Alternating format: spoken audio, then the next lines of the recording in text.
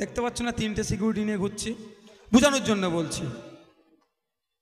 Security আমার নিরাপত্তার থেকে আরও বেশি কিছু কোনো কারণে আমি নিয়েছি।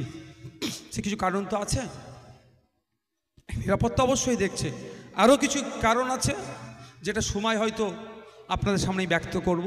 তৃণমূল খুব চাপ দেয়, মিটিং মিছিলে যেতে হবে, নির্দ্বিধায় প্রথম সারিতে থাকবেন তৃণমূলের ঝান্ডাটা কাঁধে নিয়ে, কারণ খেটে খাই ভাই আপনারা। ভ্যান চালায়, চায়ের দোকানে যদি দোকান বন্ধ করতে হয়, আমার ভাই অত টাকা নাই আপনাদেরকে দেবো। যদি ভয় দেখায় নিশ্চিন্তে প্রথম দিকে নেতাকে বলবেন এই দেখ তোদের দলে আমি ঝান্ডাটা নিয়ে যাবেন, কিন্তু ইভিএম মেশিনের সামনে এসে কি হবে? কি ছাপটা, কি ছাপ? ইভিএম মেশিনের সামনে। এবার হ্যাঁ, এখানে নাকি ভোট লুট হয়, ভোট লুট হয়, তাই তো? আমি একটা কথা বলছি, দায়িত্ব নিয়ে বলতে পারি, ইভিএম মেশিনের সামনে ইভিএম মেশিন আর আপনি, এর ব্যবস্থা আমি করে দেব। ইভিএম মেশিন আর আপনি থাকবেন, তৃতীয় কাউকে ওই জায়গায় ঘেঁষতে দেওয়া যাবে না, মানুষের গণতন্ত্রকে লুট হতে দেওয়া যাবে না। সে যেই থাকুক না কেন তাকে কিভাবে জব্দ করতে হয় এবার লোকসভাতে দেখিয়ে দেব। মা বোনেরা, আমাদের বিপক্ষে ভোট আসতে পারে, কোনো সমস্যা নেই।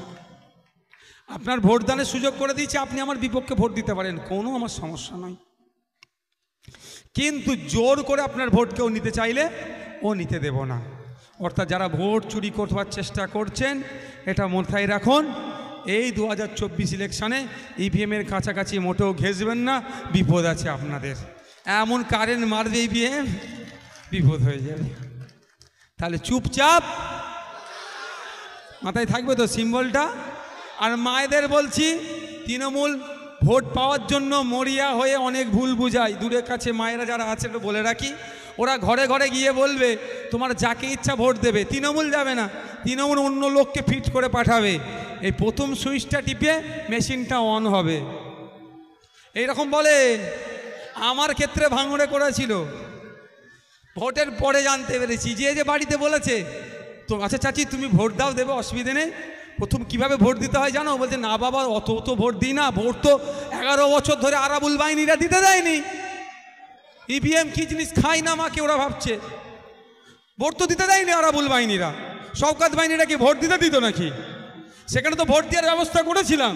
ও বলছে মেশিন এইরকম হবে, প্রথম সুইচটা টিপবে, মেশিন অন হবে, তারপরে যাকে তোমার ভালো লাগে তাকে টিপবে। এ আপনার এলাকাও করতে পারে মায়েরা, ওসব নয়, আমি বলে যাচ্ছি। ওই খাম চিহ্ন ছাড়া অন্য জায়গায় গেলেই কারেন্ট মেরে দেবে। আমি এমনি বলছি, ওটা যেটা পছন্দ হবে, যেটাকেই ভালো লাগবে সেটাতেই প্রথমেই দেবেন। ওই প্রথম সুইচ টিপে মেশিন, ফার্স্ট ওপরের সুইচটা টিপে মেশিন অন করতে যাবেন না, ও ভোট পচে যাবে। মানে ওইদেরকে দিয়া মানে তো পচে যাওয়া। আমি আশা করব খামের পক্ষেই আসবে, গণনা কেন্দ্রও ঠিকঠাক হবে, ভোটও ঠিকঠাক হবে, অভিষেক ব্যানার্জিও গণতন্ত্রকে মান্যতা দেবে, তার পায়ের নিচে কত মাটি আছে সেটাও তিনি একবার পরীক্ষা করে দেখে নেবে। থ্যাংক ইউ, সকলে ভালো থাকবেন, সুস্থ থাকবেন। দিনের শেষে প্রতিবেশী, এটা মাথায় রেখে রাজনীতি করবেন। হিংসা বিদ্বেষে মারামারি হানাহানিতে কেউ জড়িয়ে পড়বেন না।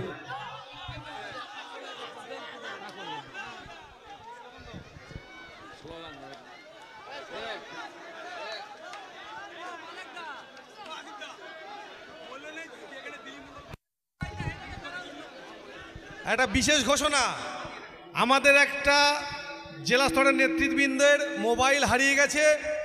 আপনারা যদি পেয়ে থাকেন কাইন্ডলি একটু দিয়ে যাবেন। আর কার যদি বাইক না সাইকেল, বাইকের চাবি একটা পাওয়া গেছে, যদি কারোর বাইক হয় আপনারা প্রমাণ দিয়ে নিয়ে যাবেন। আমাদের একটা নেতৃত্ব জেলা কমিটি। আমরা কি দেখছি, মমতা ব্যানার্জির ভাইপো আপনাদের এমপি নাটক করছে, দিল্লিতে গিয়ে রাজঘাটে গিয়ে ধর্ণা দিচ্ছে, যেখানে ধর্ণা দেওয়ার জায়গা নয় সেখানে ধর্ণা দিচ্ছে, আর এখানে সিম্প্যাথি নেওয়ার চেষ্টা করছে। আপনাদের এমপি যাকে আমরা প্রাক্তন করে ছাড়বো, সে দেখছি রাজভবনের সামনে গিয়ে ধর্ণা দিচ্ছে, যেখানে 144 থাকে, যে 144-এর অজুহাতে আমাদেরকে সন্দেশখালীর 65 কিলোমিটার আগে আটকে দিচ্ছে। রাজভবনের সামনে 144 থাকে, ওখানে রীতিমতো প্যান্ডেল করে মাইক বাজিয়ে ধর্ণা দিচ্ছে, নাটক করছে, সেটা করছে। কিন্তু রাজ্য সরকার তার দায়িত্ব পালন করছে না। কি দায়িত্ব? আমি যদি ভুল বলি, এই ক্যামেরা হচ্ছে, এখানে কিন্তু সব সাংবাদিক নয়। আপনাদের বলে রাখছি, আপনাদের মধ্যে এমনও কেউ বসে আছে, পুলিশ তাকে পাঠিয়েছে, নওশাদ সিদ্দিকী কি বক্তব্য দিচ্ছে রেকর্ড করে নিয়ে আসো, ওর বক্তব্যের মধ্যে ভুল ধরতে হবে, ওকে জেলে রাখতে হবে। কি বললাম? এর মধ্যে আছে যে পুলিশ, হ্যাঁ, প্রশাসনের একটা অংশ যেভাবে চাটুকারিতা করছে, তৃণমূলের হয়ে যেভাবে ব্যাটিং করছে, তাদেরকে আমরা ধিক্কার জানাই। কিন্তু প্রশাসনের হেভি অংশ এখনো সিটডাড়া খাড়া রেখে, সোজা রেখে, ন্যায়কে প্রতিষ্ঠার জন্য যারা লড়াই করছে, নিরপেক্ষতা বজায় রেখে যারা কাজ করছেন, সেই সমস্ত প্রশাসনের বন্ধুদেরকেও আমি ধন্যবাদ জানাই। বলার অনেক আছে, সময় যদি হয় বলবো, নাহলে আগামী দিনে এসে আবার বলবো। তবে যেখান থেকে বিশ্বজিৎ মাইতিদা বক্তব্য দিচ্ছিলেন 100 দিনের কাজের টাকা নিয়ে, ওই বিষয়টা আপনাদের একটু জেনে রাখা দরকার। আমরা কি দেখলাম? মুখ্যমন্ত্রী, তৃণমূল কংগ্রেস, আপনাদের এলাকার এমপি মমতা ব্যানার্জির ভাইপো অভিষেক ব্যানার্জি মহাশয় কখনো দিল্লি গিয়ে আন্দোলন করলেন, কখনো রাজভবনের সামনে ধর্ণা দিলেন, অনেক কিছু করলেন। অবশেষে কি দেখলাম?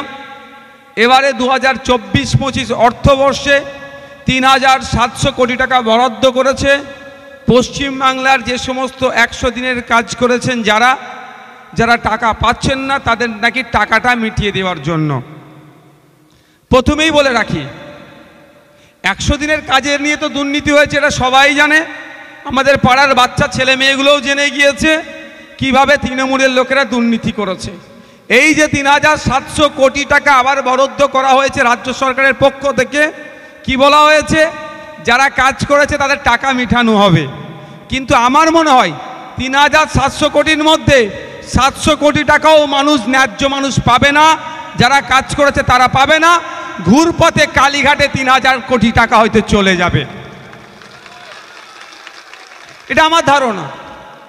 আপনাদের বলে রাখি, কেন্দ্র সরকার যদি রাজ্যর সাথে কোনো বঞ্চনা করে, রাজ্য যদি মনে করে বঞ্চিত হচ্ছি, রাজ্যে রাজ্যে কোনো বিষয় যদি মতপার্থক্য দেখা দেয়, কেন্দ্রের সাথে রাজ্যের কোনো বিষয়ে যদি লড়াই হয়, মতপার্থক্য দেখা দেয়, যেটা আমাদের রাজ্য সরকার বলছে আমাদের রাজ্যের সাথে নাকি বিমাতৃসুলভ আচরণ করছে বিজেপি, তাহলে যেমন মাঠে ময়দানে লড়াই করছে, এটাকে আমি না বলছি না, কিন্তু সাথে সাথে আইনের লড়াইয়েরও জায়গা আছে।